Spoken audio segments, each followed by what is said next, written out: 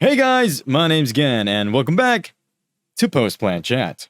Now today's video is a little bit different. During the KJC eSports VALORANT Invitationals, we invited top teams from all over SEA, and there were two special mechanics that were active throughout the tournament. Active coach slot and agent bans. Now let's forget about this bit and talk about this. Now this opened up a unique system for the teams playing. You don't want to see Jett flying around with an operator? Ban her out. You don't like Chrysania playing his Viper?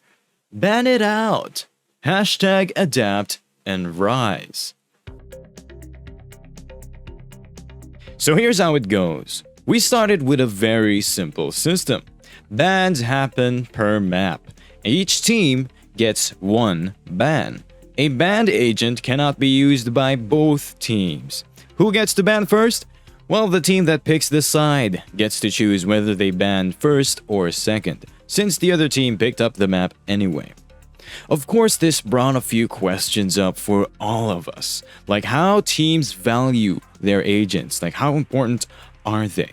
How do bans affect the team's plans? And how do bans help teams give themselves an advantage? Is the current agent pool too small? If any of those questions got your interest, let us know in the comments below what you think. Now moving on to the video, we compiled the total data out of the agent bans from the tournament. Of course, there are plenty of different factors that affected this. Like one could say, maps. Teams will most likely ban an agent for a specific map. One could even say that the agents at the top of the bans are the most used agents across most or all of the teams themselves. It can also be said that agents with little to no bans are perceived to be of no value, such as Brimstone and Yoru having 0 total bans. Apparently everyone is fine playing against these two guys, like we barely see them anyway, and that's for a reason. The other agent counterparts just have so much more value to them. And then there is also agents only specific to a single team. Those powerhouse agents we all know this player uses and is good at it. Bop, banned in-game. We also have banned agent data per category. Controllers, sentinels, initiators. Of course, for our duelists, Jett is the #1 ban.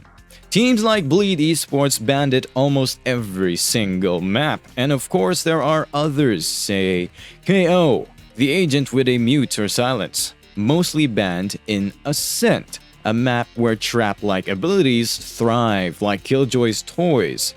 So those agents were just happy to be able to use every single ability thanks to the ban. Bans, of course, are a double-edged sword. You ban an agent, that means you can't use it yourself.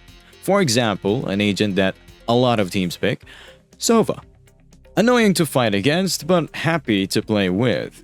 So it's a question of how will you play around the ban if you do take him out. And teams adapted. When Sova is banned, they pick up other information gathering agents like Sky's Guiding Light, Cypher's Spycam, etc. Let me pop the rest of the data and graphs for anything that was missed.